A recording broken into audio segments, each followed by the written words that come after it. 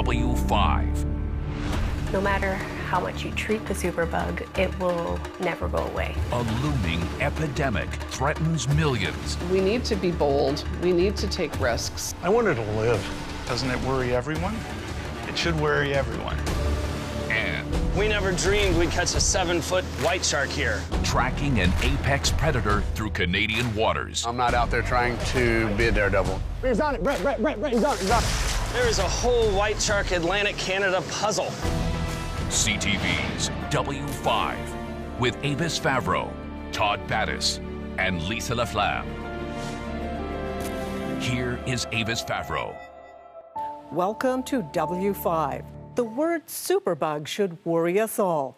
They are antibiotic-resistant bacteria that cause infections, which are pretty well impossible to beat. But now there may be hope from a long-forgotten Canadian discovery, using viruses found all around us, even in sewage, to target bacteria and to stop infections dead.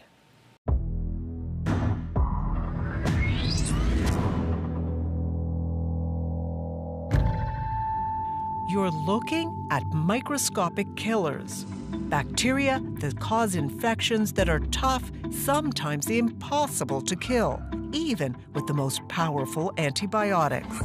These superbugs are a growing threat to our health. Already, they kill some 700,000 people around the world every year. And they nearly ended the life of Tom Patterson. I've been at death's door. I've seen what it is to be close to death. His stunning recovery thanks to his Canadian-born scientist wife, Stephanie Strathdy, who resurrected a 100-year-old treatment discovered in Canada to save Tom and perhaps other lives throughout the world. If we can do this for one man, we can do it for the planet. Their story begins in 2015, when Tom, a professor of psychiatry, and Stephanie, a longtime AIDS researcher, were on a trip in Egypt. After a meal, Tom came down with what everyone thought was food poisoning. An hour later, I woke up and I was throwing up like you wouldn't have believed. And Steph is like, you know, you got food poisoning, no big deal. And then it got worse. It got way worse. When he started complaining of back pain, that's when I realized that this really doesn't look like food poisoning and we need to get him some help. Airlifted to a hospital in Frankfurt, Germany, the doctors diagnosed something far more sinister. Tom was infected with a deadly superbug called Acinetobacter baumannii. And the doctors said there's a giant abscess in his abdomen the size of a small football. And the doctor picked up this flask and he was showing me this murky brown putrid fluid. You're a scientist. When you saw that murky brown liquid, what did you think? I knew that that meant that there was some bacteria that was growing inside the cyst in his abdomen. But I figured, well, there's antibiotics that are going to cure that. Tom was airlifted back to the U.S. and to the University of California, San Diego Health Center, where infectious disease specialist Dr. Robert Schooley took on the case. When did you get worried? It was clear that we had uncontrolled infection. Did you think you might lose him? There were many times when we thought that was quite possible, yeah. He'd fallen prey to one of the most frightening scenarios, spreading bacteria that had developed resistance to all known antibiotics and was now in a coma. This organism that was living inside this abscess in his abdomen was resistant to all antibiotics. There wasn't a single antibiotic left in modern medicine's arsenal to kill it. By that time, he had been on a respirator for some time. He was nearly comatose from systemic effects of the infection. He was on 3 different medications to maintain a blood pressure. His kidneys were failing, and he was beginning to develop liver failure, so he was developing multi-organ failure. You know, it's hard to predict how long he would have lived, but it would have been inevitable that something would have pushed him over the edge. What was going through your head at this point? I guess I just didn't realize that he was dying a little bit more each day. And till I heard a colleague of mine on the phone make a comment when he thought I'd hung up. And he said, "Has anybody told Steph that her husband is gonna die?" I cradled the phone in my arms and I thought, no, nobody has. And I realized, wow, like they just don't want to tell me. In hospital for months with no medical options left, she asked Tom for a sign. I took his hand and I said, "Honey, I know that you've been fighting really hard and that you're really tired. So if you want to live, I need to know. And if you could squeeze my hand, tell me that you want to live, I will leave no stone unturned." And about a minute later, he squeezed my hand really hard. You wanted to communicate something to her. Yes. What? I wanted to live.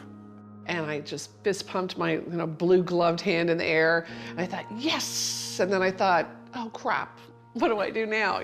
Like, I'm not a medical doctor. So Stephanie launched an urgent search, recalling something she'd learned back as a student at the University of Toronto, a story about viruses that eat bacteria. They're called phages. 100 times smaller than bacteria, they find and lock on to specific bacteria, inject their DNA to produce more phages, so many that the bacteria explodes. And billions of these new phages are released to repeat the cycle. That's pretty cool. Huh. And I sat back and I thought, I wonder if we could get these phages to treat Tom's infection. But phages have been largely off the radar for Western medicine since they were discovered over 100 years ago by a French-Canadian scientist, Félix de Herelle. He used phages to treat some patients with dysentery and typhoid plague. But antibiotics were easier to make and more profitable, sending phages to the fringes of the scientific world. But as Tom lay dying in his hospital room, Stephanie and the doctors took a chance on that phage therapy. Where they're from is the crazy part.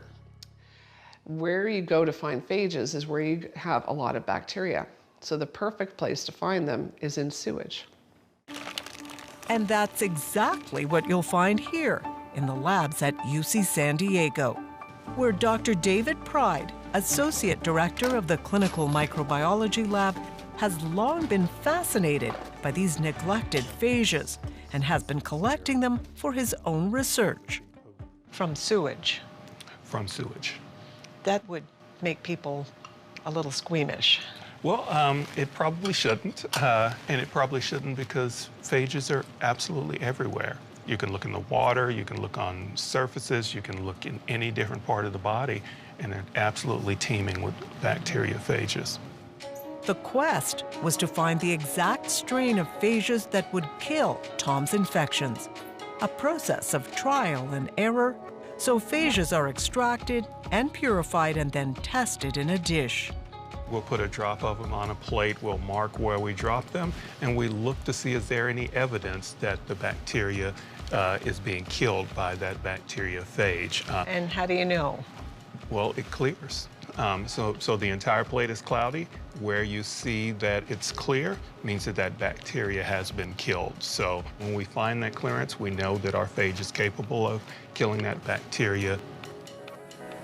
The team working on Tom's case found several phages they thought would work against his infection when all antibiotics had failed. Okay, here we are, we're having Megan administer phage therapy. And then they injected billions of phages into his abdomen, even right into his bloodstream, with no guarantees it would work. That was the scariest moment when I had to sign this consent form that I knew my husband was dying. I knew we were going to try an experimental, unproven cure that could kill him, but I'm going to do it anyway because, it's like... What choice did you have? Yeah, there was none. He was literally within hours of dying, I was told. When did you notice a change? We started the phage therapy on March 15th of 2016. On March 20th, Tom woke up, lifted his head off the pillow, and kissed his daughter's hand. And everybody freaked out. Within 5 days, Tom was up, starting to walk. This is amazing. I've never and soon strong enough to thank his medical team. So do you want to say something to those doctors who worked around the clock? Oh my God. It's up to them. They're going to say I am because of their love. Yes. And many credit the phages for saving his life. My favorite line is, you know, that my husband was cured with phage therapy. I can literally say he's full of shit. Did it occur to you that this was a historic case? I'm a skeptical, cynical person, and one of the things you don't want to do is jump up and down and say, Eureka, now we have discovered the key to all multi-drug resistant bacterial infections, when what you really had was a guy who got lucky. But I was elated to see it. I thought this could be something really big. Dance for us, Tom. With Tom now back to good health, he and Stephanie are on a mission to start testing phages in more patients to see if they are indeed a new way to beat superbugs. It's clear that antibiotics are not the solution to this problem. And if you've been given life like I have, what are you going to do? You got to give back. And that's what we're trying to do. It makes you emotional? Absolutely. I feel like, how can you be so close to death and then just walk away from it? It's an opportunity for me to give back to the world. Coming up, We are still struggling to get past regulatory hurdles. Fighting for access to treatment. I need something to work. When W5 continues.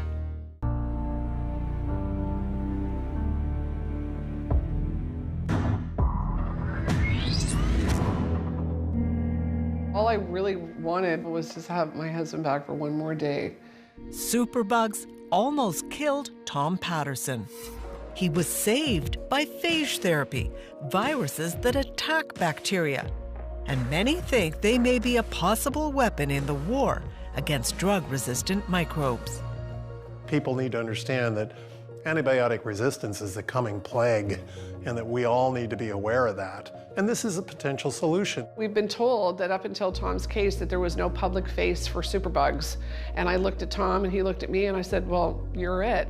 So a year ago, he and his wife Stephanie launched IPATH, the first phage therapy center in North America at the University of California, San Diego, that connects doctors and their patients suffering from untreatable infections with researchers collecting phages.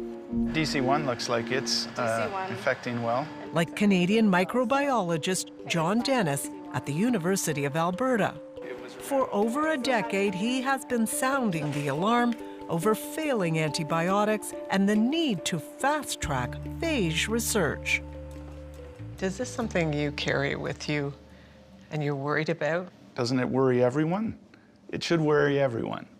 Are we going to look at traditional medicines like chemical antibiotics, or are we going to try something new that hasn't been tried before? Here's the path. And this is where phage medicine begins, in nature.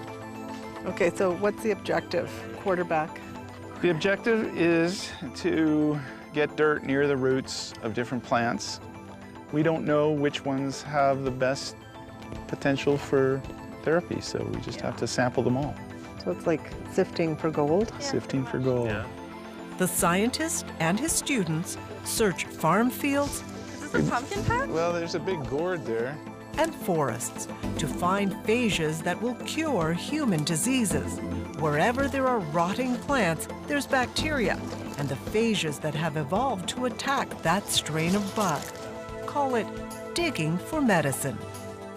And among the most dangerous superbugs, says Dennis, are the horrific lung infections attacking patients with cystic fibrosis. Many are dying because their superbugs can't be treated.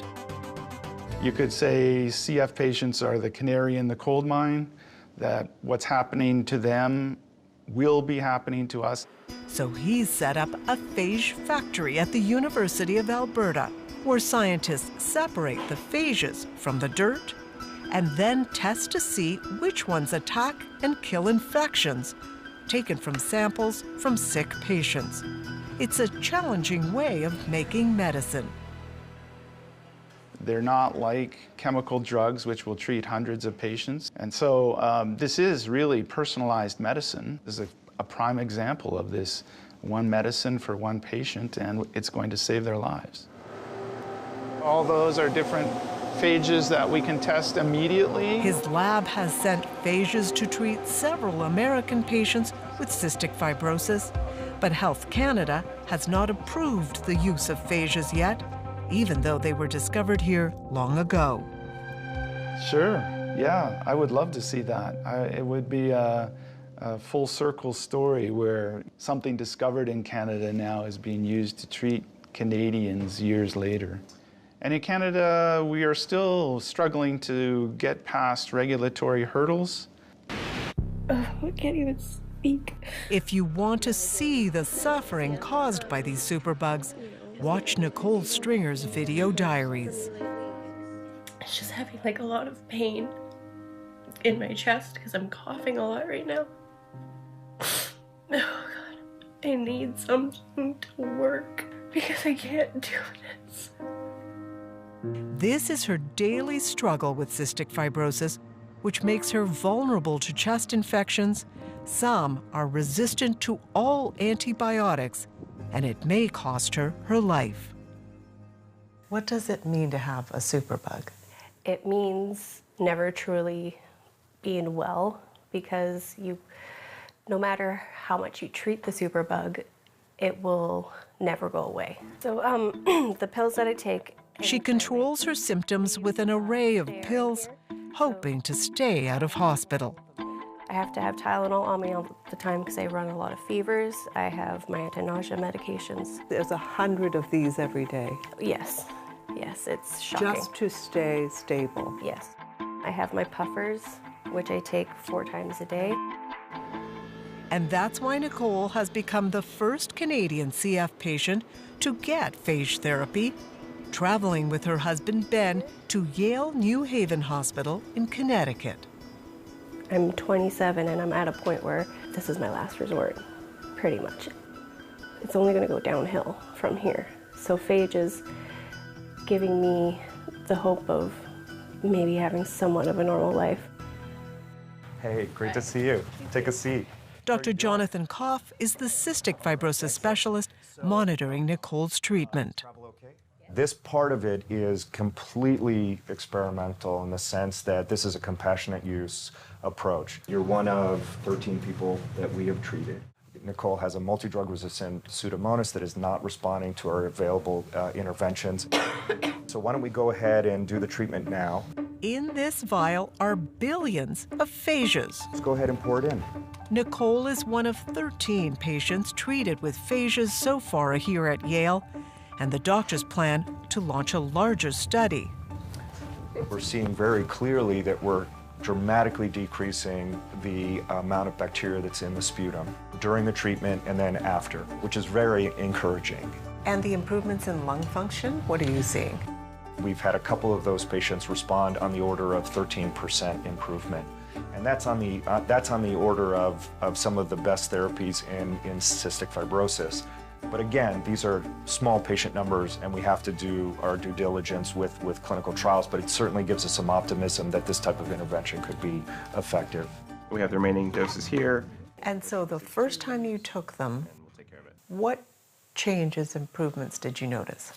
About 3 to 4 hours after my very, very first dose, I could smell flowers for the first time in about 15 years. My lungs started feeling like I could breathe a little bit better. Her phages came from municipal sewage, found by phage hunter and Yale scientist Ben Chan. A lot of doctors don't even know about it. It's a little bit strange. It's been around a long time, but just hasn't been like pursued, right? And it's sort of now in the past maybe 3 years given this like a new life. But at the same time, we should always be skeptical, right? Like, there's a few cases, we've treated quite a few and we've seen really positive results, but like, don't believe me, like, believe data. And the price can't be beat. What does it cost to make phages for a patient? And just materials and chemicals is really cheap. So maybe $1 a dose at the most. $1 a dose? Yeah. Sure, yeah. And just parts, right? And I think that's been one of the things that's made it a little bit difficult for investors or whatever to get involved and get behind it to try and push this and advance it to like a treatment that you'd see in clinics everywhere. So, and then we'll see you on Friday. Most frustrating for Nicole is that this dose of hope hasn't been available closer to home. Would you like to see this tested in Canada? 100%. If there was a chance to get the phage without coming here, I would do that, without a doubt. She and her husband Ben have to wait to see if the phages will beat her drug-resistant bacteria. There are still many unanswered questions and work ahead. We went to hell and back. But Stephanie and Tom are determined this promising treatment will never be lost again. A Canadian solution that was discovered 100 years ago. Canadians should be at the forefront. We have some of the best scientific minds in the world. And we need to be bold. We need to take risks. And if we hadn't been bold in my husband's case, he would be dead. I'm privileged to be alive today. And it is, I think, my duty. I'd rather forget it, walk away, just live an ordinary life. But I'm saving lives, I believe, in talking to people and representing evidence-based hope that even when you're this close to death as I was, you can survive, and that phages may be a potential solution to this huge crisis that we're on the brink of. Health Canada tells W5 it will consider Canadian phage studies if and when doctors ask.